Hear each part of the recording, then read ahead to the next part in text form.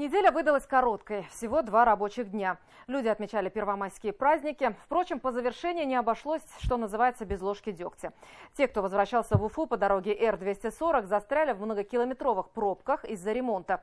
Как оказалось, виной всему нарушение в сроках проводимых работ, допущенных подрядчиком. Ради Хабиров на неделе резко раскритиковал ответственных за ситуацию чиновников, поручив наказать виновных. Итог работы будут проводить с учетом утвержденного графика.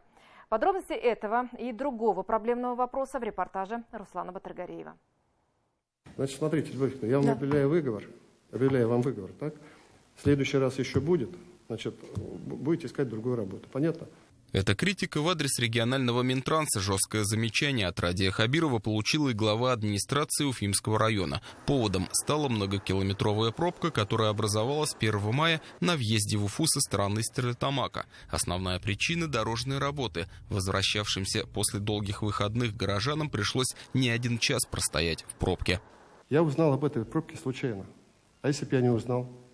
Потому что я когда узнал об этой пробке, я начал орать, рычать и так далее. И пробка более-менее. Если бы я не вмешался, пробка была бы до 23 ночи была бы. И она бы там до Стерлитамака дотянулась, я думаю.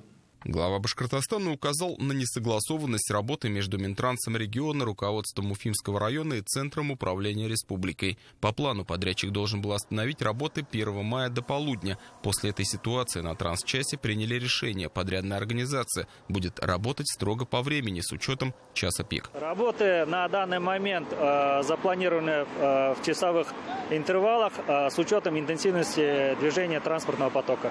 Что за интервалы? Дневной промежуток времени с 11 часов до 17:00 и в ночное время у нас порядка от 8 либо 10 часов вечера до 7 часов утра. Асфальтирование 10-километрового участка трассы Р-240 будет проводиться примерно до 20 мая. После того, как дорожники приведут в порядок одну сторону проезжей части, ведущей в город, они приступят к ремонту противоположной стороны. Выполняем работы по устройству тонких слоев износа верхнего слоя покрытия асфальтобетона. Но, к сожалению, в нашу работу вмешивается небесная канцелярия. Вынуждены при неблагоприятных погодных условиях останавливаться. Все это вызывает задержки. Постараемся это все наверстать и выполнить задачу в срок. Произошедший дорожный коллапс показал необходимость более тесного взаимодействия всех заинтересованных лиц. Этот вопрос в воскресенье обсудили на совещании в ситуационном центре. Сейчас специалисты в режиме реального времени мониторят обстановку на дорогах. Для эффективной работы там намерены наладить более тесные контакты с подрядными организациями, занимающимися ремонтом различных участков.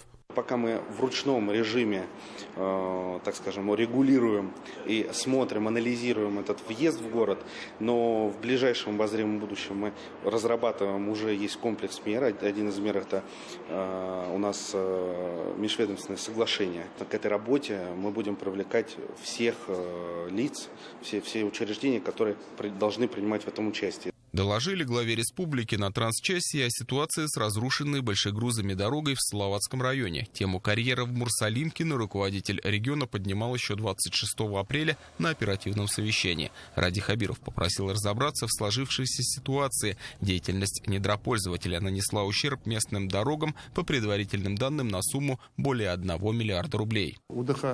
А вы можете оценить ущерб и с исковым заявлением выйти в отношении этих? У вас есть такие полномочия? Оценить ущерб сможем. А выйти с исковым заявлением о восстановлении? Проработаем, Ради Фарис.